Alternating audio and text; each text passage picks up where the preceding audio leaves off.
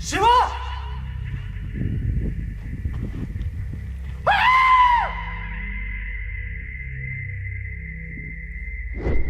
Temples. What's there inside? Just a stone, is it? Let's forget that it's God for some time. Let's talk science, okay? Let's look at the stone as a stone. Keep your gods aside for a while. I'll tell you the basics, listen. If you look at the temple structure, deep inside the sanctum sanctorum, all you will find is a stone. 6 to 7 feet or 9 feet, including the pedestal, etc. A whole lot of people are ridiculing why this much decoration to a stone. What's there in it? How can you worship this dumb stone as God? To all the idiots who are ridiculing idol worshipping, let's talk science, okay? What is it? It's a rock. What is rock? Rock is made up of metals and minerals. If you go to a valley and shout something, what does the rocks do? It will give you an echo.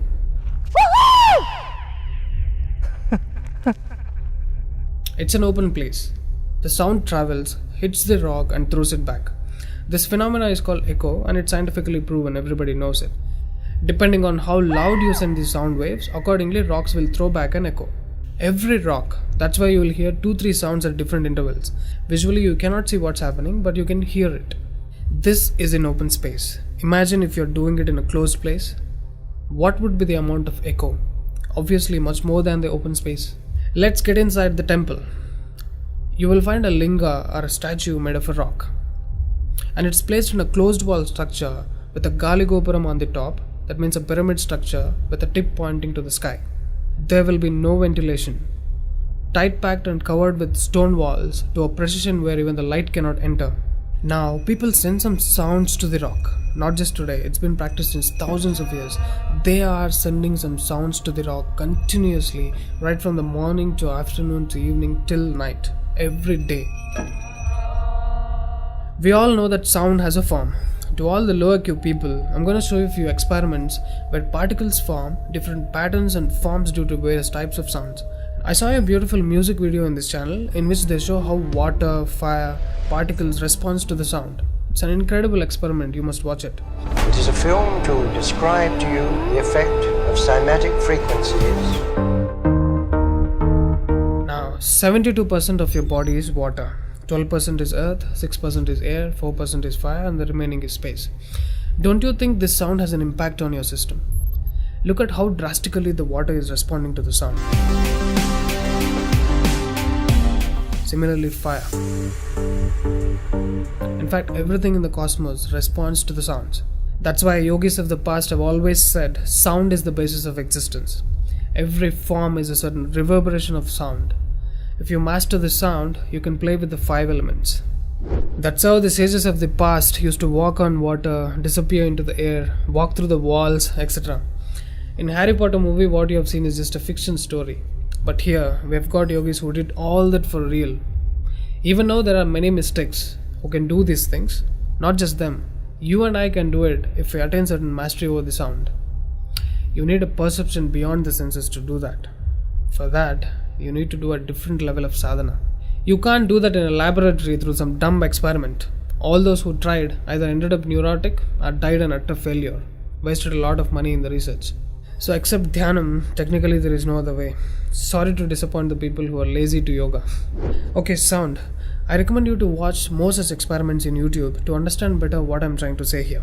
Inside the temple, they chant some mantras. What happens is, the sound will touch the stone and bounce back in different directions. Because it's a closed room, the sound has to pass out through the main door.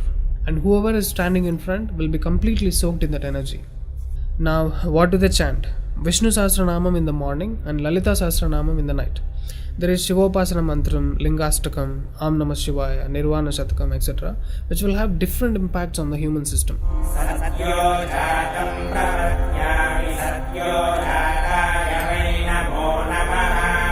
I really wanted to check what impact these sounds have on the human system. So I went to a neurosurgeon to really experiment and document the impact of these sounds on the human brain, the human system. I took my friend Rahul for the EEG test. It's called electroencephalography, where you can see the brain activity, the activity of the nervous system of a person on a computer. We played Lalita Sahasranamam to him.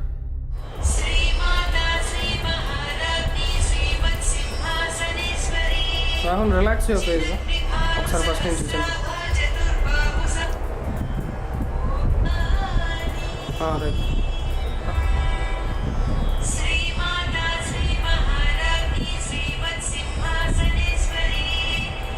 The kind of parasympathetic differences that he's getting is anonymous. Oh my god, then I understood. These sounds are engineered in such a way that the rhythm of the chant will go inside your parasympathetic nervous system and will put you into deep sleep within 3 to 5 minutes. First thing is, the chant is some thousands of years old. How could these ancient sages know that these sounds impact the parasympathetic nervous system?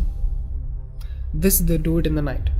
And in the morning they chant Vishnu Sahasranamam, the 1000 names of Bhagavan Vishnu. And again, these sounds are engineered in such a way that it will wake you up to a peaceful and refreshing state of mind. I'm sure most of you are suffering with painful wake-ups, with such an irritated mind that you can't sleep and you don't enjoy waking up. If you listen to Vishnu Sahasranamam in the morning, it will clear all these clutches in the brain and you will be super fresh when you wake up. Even today you can go and check in Tirupati temple. They will chant Vishnu Sahasranamam in the morning and Lalita Sahasranamam in the night. This is a clear science evolved and being practiced in temples. Even now in most of the temples they're still doing it without knowing why they're doing. I went and asked one of the priests in my hometown. He said, no, they're doing it since so many years. Or they will say something like, it's good for your health, you will get money, pregnancy, etc. This is one more reason why temples are ending up in ruins here. There is no one to talk about the science behind it. Why sounds and why the rock? So they call this rock as God, and when you chant for God, their idea is to benefit the human beings living in the city. It's a free service. Will your doctors treat you for free? But these temples are doing it for free since ages. But now these temples are under attack. It's time to free them from government's control. Temples' properties are being looted. They think too much of gold is available there. You know what? The temple design is such. There will be a Dvajastambam, which is made of some metal, usually gold or copper. Brass is a good conductor of sound, gold is an excellent conductor of electricity, and it has higher receptivity of the energy. To all the idiots who are worried about so much gold being used in the temple construction, just smack them with this video. This is a clear science and most sophisticated engineering that even the modern science has no clue of. There is much more to the design of the temple. The design is such, the energy waves reverberated by the gopuram will pass straight and touch the antenna kind of arrangement here and stored in the energy format. People are supposed to touch it. A lot of people touch their heads without knowing why they are doing it. And then you're supposed to walk into the space which is filled with this energy transmitted by the rock inside. Doesn't matter whether you're a Muslim, Hindu or a Christian, you can't escape the energy. You'll be basked in the glory of that energy. You can actively feel the difference after you pass through the path. And this design is not there in a mosque or a church. Not just church and mosque, any sort of engineering on the planet cannot beat the engineering of a temple. It's incomparable. How many of you are aware of these sciences? Now what do you call the idiots who ridicule idol worshipping? Do you think they have got brains? Those who are urinating on the idols and those who are inspiring people to demolish temples, do you think they qualify to be human beings? The animal nature is still alive in them, or they must be living evils. Let me not end it here. I wanted to give it furthermore. Modern science is still in infancy when compared to the science and technology used in temple construction. I'm sure you watched Praveen Mohan's channel. He has done a mind-blowing work on temples. Watch these videos, you will get to know things which modern science has no clue of. These were constructed thousands of years ago. What was taught in your schools and universities in the name of science is a ridiculous crap. Today is a generation of idiots who do all kinds of drink and drug to put this body into sleep. What a circus they do. Any drunkard on the planet is a certified fool because you're ruining the system in order to rest it. When there is such a beautiful way to rest your system, you find drink and drug as an alternative is the dumbest thing to do. The government's encouraging drink in order to balance the income of the state. It must be the epitome of stupidity. What a horrible way to run a state. And these governments are handling the temples. Oh God, now it's time to remember the God inside the rock. It's not just a dumb stone. There is a huge science behind consecrating a rock into deity. Any number of mystics have infused the life energies into a rock and make it function like a living being.